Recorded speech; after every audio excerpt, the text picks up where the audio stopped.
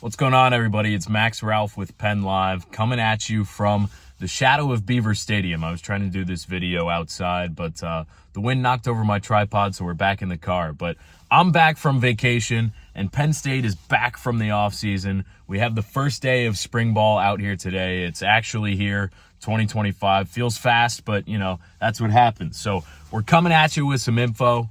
It was an interesting day. We got a little bit of an extended period of practice to watch, and the headliner was one-on-ones. Penn State wide receivers and tight ends against defensive backs.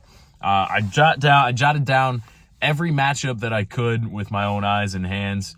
Those will all be on Penn Live coming soon. PennLive.com. Make sure you go check out my story. But a couple of names that jumped off the page right away. Transfer wide receiver Devontae Ross was the most impressive guy out there. Obviously, fans are going to love that. He looked really quick. Guy of his size needs to be able to get off the line of scrimmage fast, and he did. He was dusting DBs. Thought Luke Reynolds looked really good as well. Obviously, second-year tight end who really flashed his potential, but we weren't necessarily sure. You know, we got to see him still take another step to be able to replace Tyler Warren. Off to a good start. He was physical today, caught some tough catches, through contact, catch radius, whatever it is. Just looked really good. And then on the defensive side, I thought Elliott Washington looked great. A veteran corner at this point, looking for a new step, a space for a starting job too, where Jalen Kimber was last year. You can understand why Terry Smith kept shouting him out in winter workouts. Looks really big, was physical, fast, good in coverage today. He's going to be really good.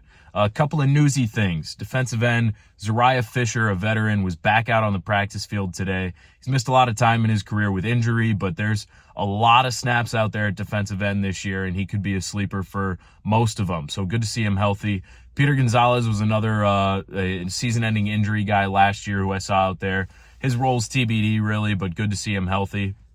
And then we saw the crop of first-year coaches as well out there. Jim Knowles, Stan Drayton, Trace McSorley, the big ones that I can think of. Drayton was really vocal, leading, ball security drills, individual drills. He was really active. That was interesting to see. Knowles was a little more quiet. I didn't get to spend quite as much time around him, but what I saw, he was just kind of floating around, similar to Andy Kotelnicki, as they don't have position designations themselves, but definitely just a wise presence in the locker room like we've heard. And then McSorley was just doing a little bit of tinkering with the QBs here and there. He's the assistant QBs coach, of course. So really interesting stuff. Day one is in the books, and make sure you're following us on Penn Live. I'm Max Ralph, and that's day one of spring practice.